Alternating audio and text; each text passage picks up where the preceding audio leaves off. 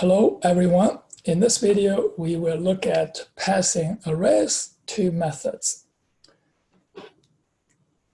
Just as you can pass primitive data type values to methods, you can also pass arrays to methods.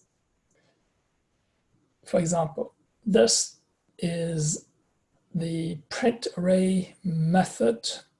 Now, this is the parameter, is the array.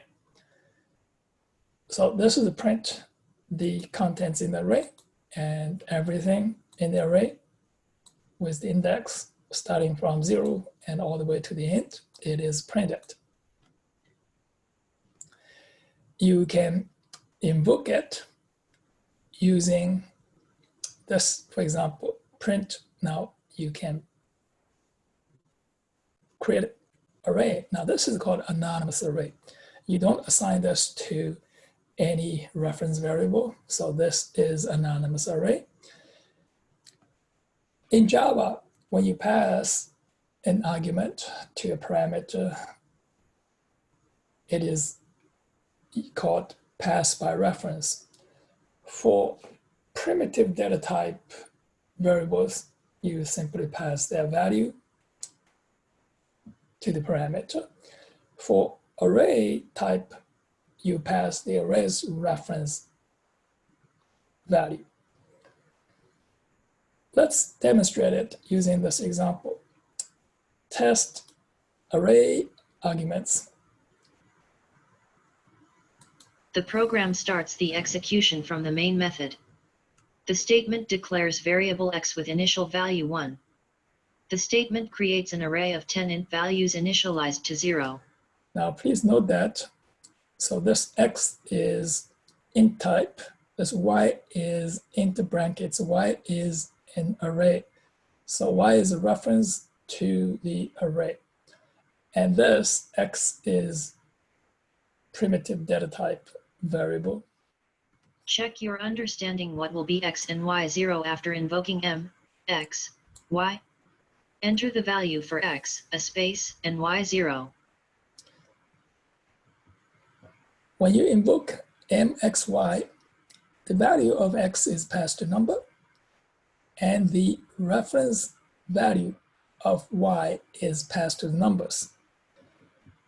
Inside this method, you're going to assign 1001 to number, and this 5555 to numbers brackets 0. So let's see what is the impact. The impact is that here for the primitive data type values, you pass 1 to numbers. So you're going to make changes to number, but x is not changed. So the x is still going to be 1. And what about the y bracket 0? Because number, you pass the reference y and number, they're going to point to the same array. When you make change to the array, and you're going to still see it from y. So the value for y at bracket 0, it's going to be 5555. You are correct. X will still be 1 and y0 be 5555. Let us continue to see how it works. The statement invokes m, x, y. The value of x is passed to number and the value of y to numbers. Y contains a reference value to the array. Now numbers and y reference the same array. As you see, the value of x is passed to number, and the value of y is passed to numbers. And the value of y is a reference value, so this now y and numbers point to the same array. Value 1001 is assigned to number. Value 5555 is assigned to numbers 0. All right, after this, method m is finished. The method is finished and will be returned to the main method.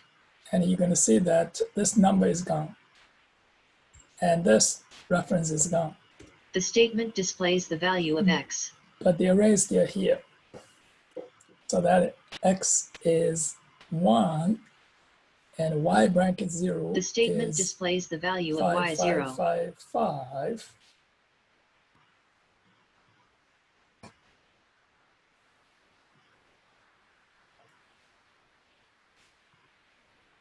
Now, when you create an array, the array is placed in a memory location. It's called a heap.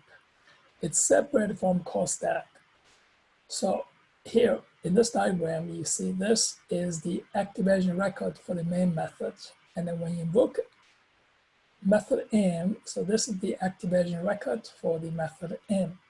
So they all refer to this array on the separate location from stack. So when m is finished, here, this is still here.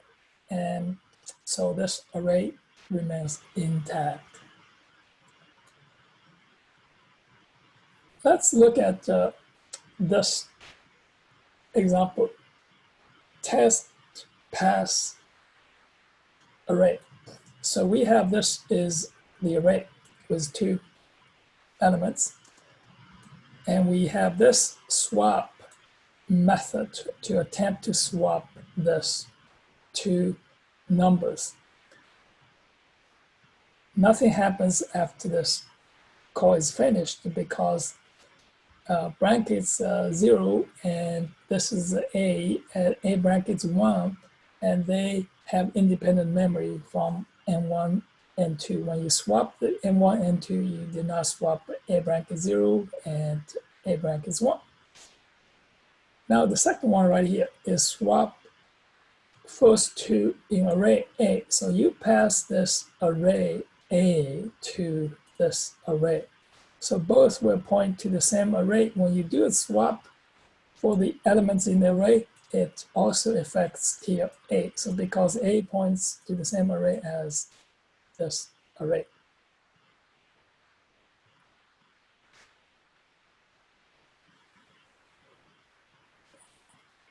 All right, again, you can see this stack here is this is the activation record for this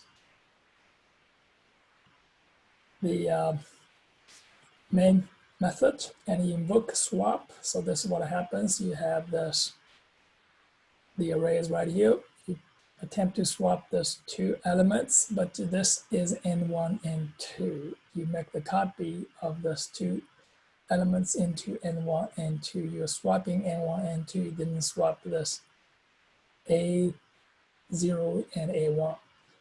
But right here, this invoke this method swap first 2 in array, and right here, and you pass the array reference to the method swap first 2 in array. So this method swap these 2 elements in the array. After this method is finished, and from here A, you're going to see the change.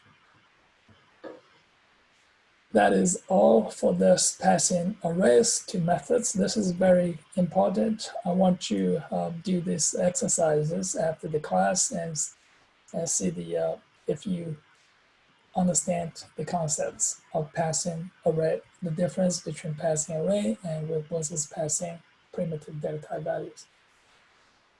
That's all for this video. See you on the next video.